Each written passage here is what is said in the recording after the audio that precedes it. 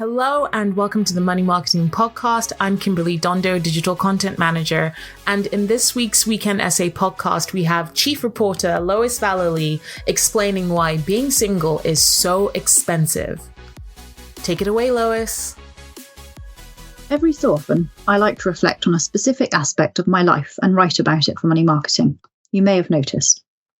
For this weekend essay, I'm going to talk about being single. After all, we have just had Valentine's Day, and I like to be on theme.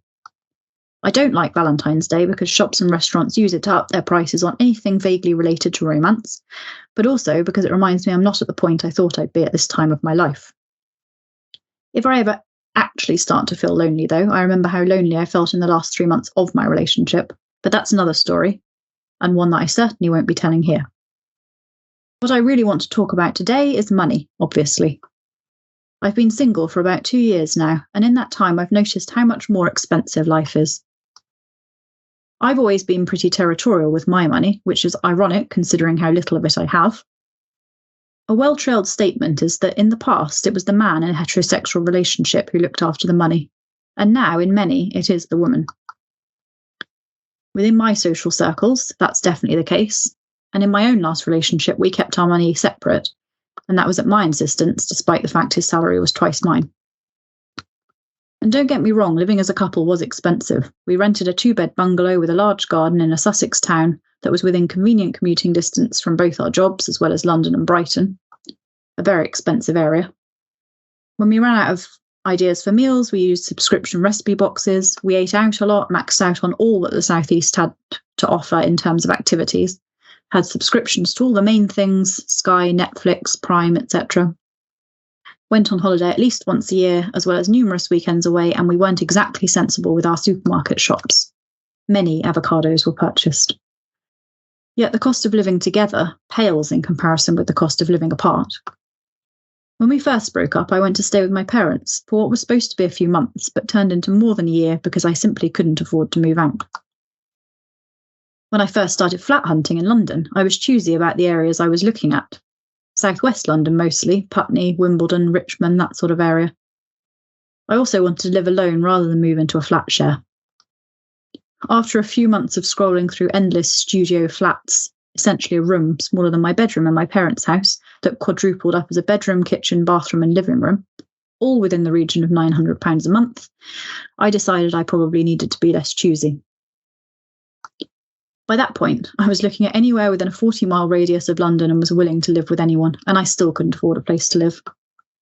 I'm lucky because my sister and her boyfriend came to the rescue and asked if I wanted to move in with them so we could split the rent 3 ways. It worked out well for everyone because I get to live in an area I wanted to in southwest London, and they get to pay less rent. And we all got on very well. I've never been a person who is actively looking for a relationship, but I've heard things don't necessarily get better in terms of the cost of living alone as you get older. Apparently it's more expensive to retire if you're single. Phoenix Insights has carried out research into how relationship status can affect retirement preparations. The group surveyed UK adults aged between 45 and 54 from across the UK. This age group is known as midlifers, which I like. It found nearly half of this group think it's easier to plan for retirement when you're in a long-term relationship, and only 16% disagree with this. The financial cost of being single can make saving for retirement more difficult, particularly for those who live alone and pay living costs, such as rent, mortgage, utilities and food from one income. After all, it's not as though everything halves when you go from 2 people to 1. A 1-bedroom flat, for example, isn't half the price of a 2-bedroom flat. Figures from the Office for National Statistics found that people who live alone spend on average 92% of their disposable income each month, compared with people in 2 adult households who spend only 83%. This leaves less money to put towards their long-term savings when they're single. The research also looked at who is regularly saving for retirement, and it found 48% of midlifers in a relationship are regularly putting money towards their future retirement income, compared with 37% who are single. Well, having read this research, maybe I should be actively finding a life partner after all. Thanks, Lois, for another illuminating weekend essay podcast. We do hope that you enjoyed it. Please do keep up to date with all our new releases via Podbean, Apple Podcasts, Spotify, and everywhere else you get your podcasts from. You can also keep up to date with all our new content published on the Money Marketing website, as well as our print edition, Money Marketing Magazine, so make sure to subscribe. Follow us on Twitter, LinkedIn, Facebook, Instagram, and Threads. See you next time.